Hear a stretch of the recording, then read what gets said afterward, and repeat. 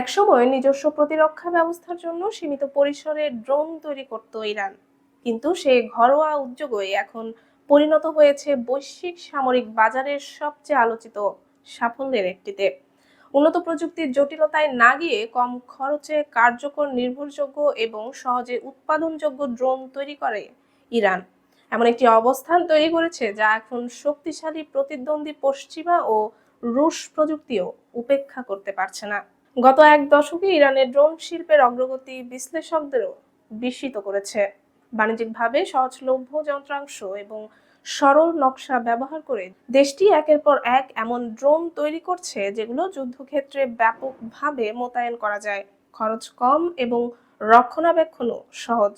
ইরানের সবচেয়ে আলোচিত ড্রোন শাহেদ 136, যা লয়টারিং মিউনিশন হিসেবে পরিচিত। লক্ষ্যবস্তুতে একমুখী আঘাত হানার জন্য তৈরি এই ড্রোনটির সফলতা মূলত এর গণ উৎপাদনের সক্ষমতা, স্বল্প খরচ ও সরল কাঠামো। রাশিয়া, ইয়েমেন সহ বিভিন্ন দেশে এই ড্রোনের কপি বা লাইসেন্স প্রাপ্ত সংস্করণ ইতিমধ্যেই ব্যবহার হচ্ছে। আর উন্নত ক্যাটাগরিতে রয়েছে মোয়াজের 6, যা দীর্ঘ সময় আকাশে থাকতে পারে এবং নজরদারি থেকে সুনির্দিষ্ট হামলা সবই করতে সক্ষম। রিয়েল টাইম ভিডিও পাঠানো, উন্নত সেন্সর ও গাইডেড অস্ত্র বহনের ক্ষমতা এই ড্রোনটিকে বিশেষভাবে জনপ্রিয় করেছে। ইথিওপিয়া, ভেনেজুয়েলা ও ইরাক সহ বহু দেশ এটি ব্যবহার করছে। তথ্য সংগ্রহ ও নজরদারিতে বিশেষজ্ঞ আবাবিল 3 ইরানি ড্রোন প্রযুক্তির আরেক গুরুত্বপূর্ণ ধাপ। স্থিতিশীল ফ্লাইট, দীর্ঘ সময় আকাশে থাকা এবং স্পষ্ট ভিডিও পাঠানোর ক্ষমতা একে সীমান্ত টহল থেকে যুদ্ধক্ষেত্রে লক্ষ্য নির্ধারণ বিভিন্ন কাজে কার্যকর করেছে।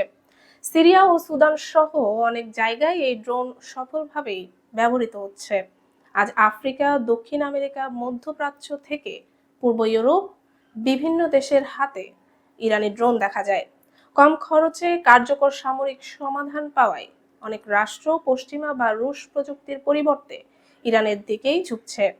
এর ফলে ইরান শুধু প্রতিরক্ষা শিল্পেই নয়, কূটনৈতিক ক্ষেত্রেও নতুন প্রভাব বলয় গড়ে তুলতে সক্ষম হয়েছে। সাশ্রয়ী দাম, বাস্তবমুখী নকশা এবং নির্ভরযোগ্যতা, এই 3 উপাদান ইরানকে ড্রোন শিল্পে বিশ্বমঞ্চে অনন্য জায়গায় তুলে ধরেছে। শাহেদ 136, মোয়াজের 6 এবং আবাবিল 3 প্রমাণ করছে উচ্চমূল্যের জটিল প্রযুক্তি সবসময় সেরা সমাধান নয়। স্বল্প বাজেটেও কার্যকর যুদ্ধ ক্ষমতা অর্জন সম্ভব।